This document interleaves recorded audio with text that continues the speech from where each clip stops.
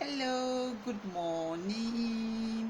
My name is Annebaks, vlogging from Lagos, Nigeria. I'm a fashion entrepreneur. I'd say hello to all my subscribers. If you're new here, you're a new subscriber, you're welcome. I say welcome and I hope you're keeping safe. My name is Annebaks, your fashion entrepreneur in Lagos, Nigeria. Today I will be talking about terms and terminology in pattern drafting. Yes, in pattern drafting, there are terms, there are terminologies that you can't do without. That it's like an everyday language, is a language in the fashion industry, which you have to get used to. So if you're just beginning or you have begun, but you are not still familiar with those terms and terminology, this is just a reminder of what it actually means. And some of them, the name might be confusing to you, but today I'm going to bring clarity to it, and I'm going to state their popular name, and state their specific names. So one of those terms are called armstyle. Armstyle is spelled ARMSCYE. That is the known name, globally. But here in Africa, Nigeria, is called armhole. ARMHOLE. It's just this part of your arm round where you need to take measurement. That is where the hand goes in through. So that's your arm side or your armhole. Then we also have a term called bast. When they say bast a fabric, it means that it's a temporary stitch when you stitch two fabric together. But when you're sewing, there's a permanent stitch, and the permanent stitch is the one where you join both the front and your back close together, block together, in order to create either a top or a dress. But when you are basking, which is BASTE or BASTING, that means it's a temporary stitch. What you use, your stitch length is usually longer, or you can use your needle and thread, because you just want to give that seam stability before you now permanently stitch it together. Such stitch will eventually be taken off by the time the permanent stitch has by the time you run your permanent stitch round this the seam allowance. So there's another word called bias. We know the bias strip. This is a bias strip that is attached. Is usually to turn a sleeve.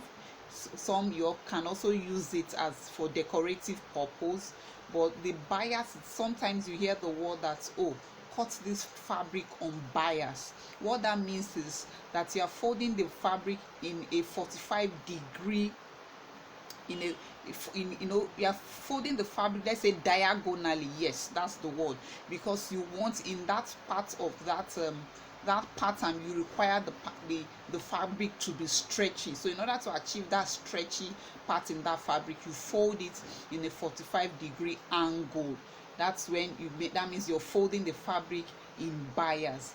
Then there's this other one which we call also, there's the dart. So in fashion, in pattern drafting, you can't do without darts.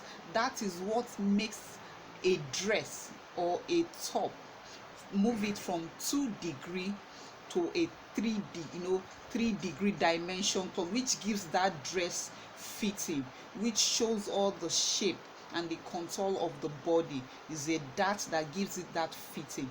When there is no dart introduced into a dress, the dress is more or less like you're wearing a pillow. But by the time you introduce a dart to it, it makes it appealing to the eyes. So there is no how, in fashion, in pattern drafting, you can't do away with that. So that is what it's like. That is like it's in form of like an A shape. It's like a triangle. A shape is not completely triangle, but it goes V this way. There's a pointed and it has the 2 leg.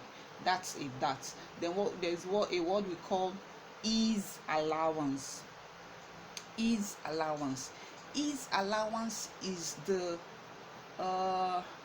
number of inches that you give, an allowance that you give in when you are drafting to create free movement for your client. When you are drafting your pattern, it could be half inch, it could be 1 inch, but standardly 1 inch, so that there's this free movement when the person is wearing his or her clothes. It's different from seam allowance.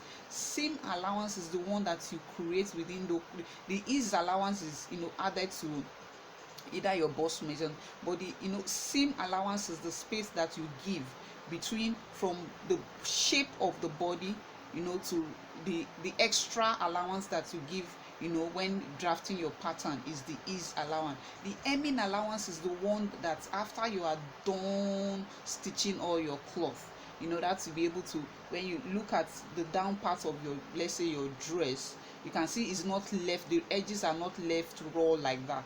That hemming allowance is that allowance you give to be able to knitting your dress. That's the hemming allowance. Then there's another word also, which is when you hear they say, oh, let this dress or top be gathered.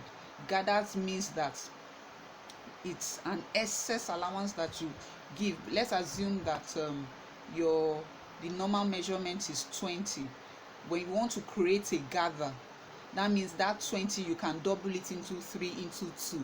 By the time you double the inches of that cloth, when you now stitch it together and you make it form fullness, because you want to create fullness, you'll be able to pull the threads together to create fullness, to come back to that number 20. So that means you have gathered the cloth together in order to create volume.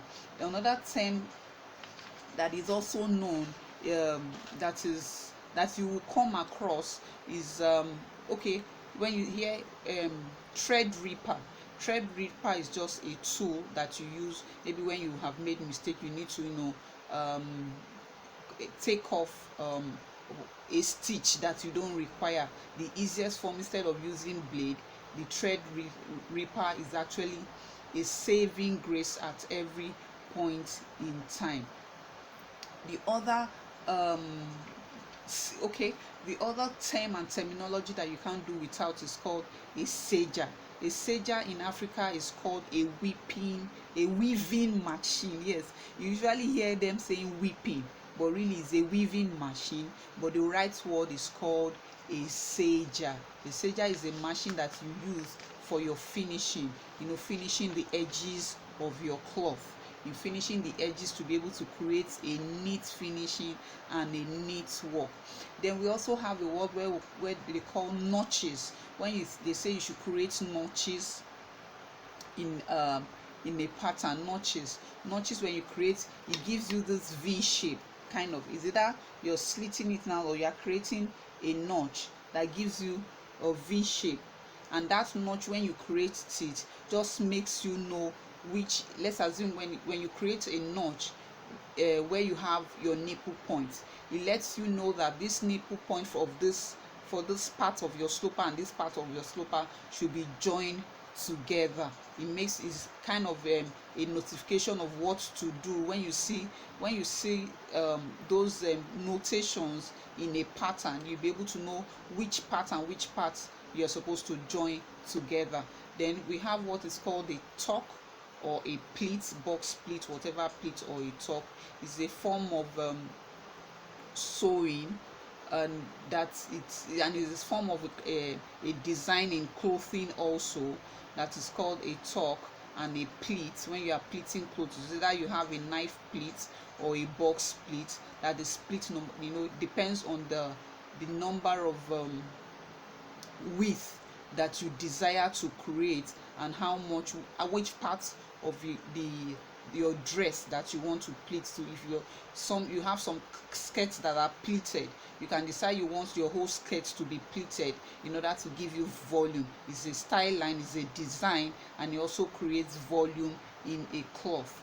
Then there's a word called truing and blending in pattern drafting. Truing and blending is when you join your two sloper, your front and back together, to be able to make sure that there is accuracy in what you've drafted, so that the sleeve, one sleeve is not longer than the other. By the time you place your shoulder front, for example, your front sloper and your back sloper at the shoulder joint, if whichever one is longer, you'll be able to know if you are to extend one or you are to shorten one, or your size seam, when you join them together, the back and the front, you'll be able to, reshape and create, so that there is a balance between the back and the front sloper.